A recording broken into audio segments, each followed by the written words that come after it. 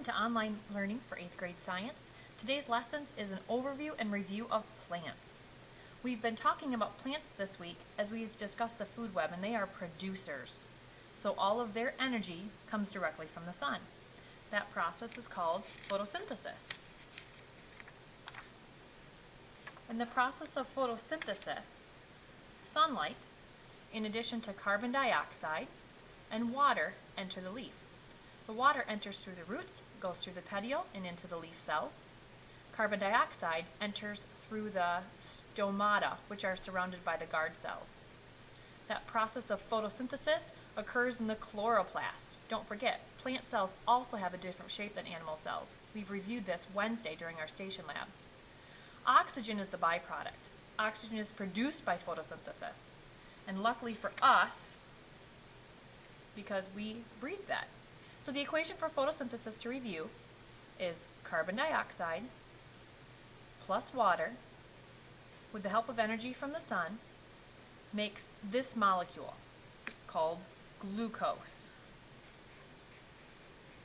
C6H12O6. The remaining oxygen is lost through the stomata as well. Now the opposite of photosynthesis is respiration. You can see the equation is flip-flopped. So we start with the sugar, and with the help of oxygen, energy is released. This also happens in plant cells, but it happens in the mitochondria. Carbon dioxide and water are the leftovers. You respire when you work out. It makes sense because you burn calories or sugar when you take in oxygen. Energy is released.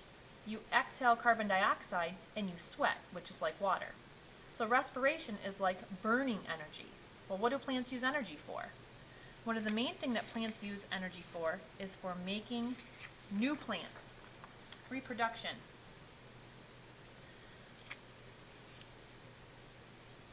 Some flowers reproduce when they have both male, in yellow here, parts, and female, in pink, parts. At the top of the male portion of the flower, we have the anther. Many times you'll see the anther yellow in color because it's actually covered with pollen. Inside that pollen grain is a sperm cell.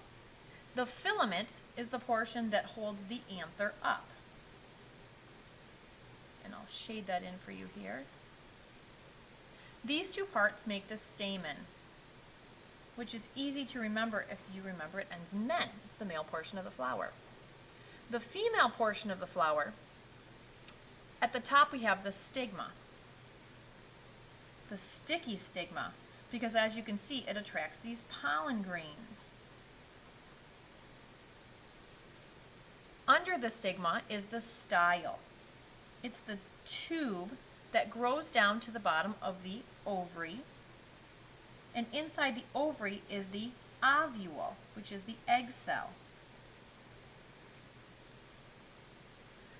Those female parts put together are classified as the pistil. In addition, there's two other parts. We have the petal here. Petals are not brightly colored for no reason. They attract pollinators, and pollinators are an important part of the process. In addition, we have a sepal down here. And a sepal is a protective leaf, which protects the seed that grows here. So, in the life cycle of a plant, we have several processes. The first one is pollination. Pollinators travel and get pollen on their fur or wings, and when they travel to the sticky stigma, the pollen attaches here. Then a pollen tube grows down the style and into the ovary. Then that sperm cell from the pollen can combine with the egg cell, the ovule, and a seed is made. That process is fertilization. When the sperm and the egg combine, the process is called fertilization. The last process in a life cycle is the germination of a seed, or when a seed starts to grow. A seed generally has three parts that we learned about last year as a 7th grader at Jenison Junior High. The outer covering is the seed coat. Seeds have a seed coat to protect them. It allows them to stay dormant for many years without germinating or beginning to grow into a plant. In addition, we have the meat of the seed called the cotyledon. Think about a sunflower seed. You eat the cotyledon, and you discard the seed coat. In addition, the most important part is the baby plant inside. Scientifically, a baby plant is known as an embryo. And when that embryo encounters good conditions for growing, which is actually no light for a seed, proper temperatures, and moisture to break the seed coat, and it can begin to germinate.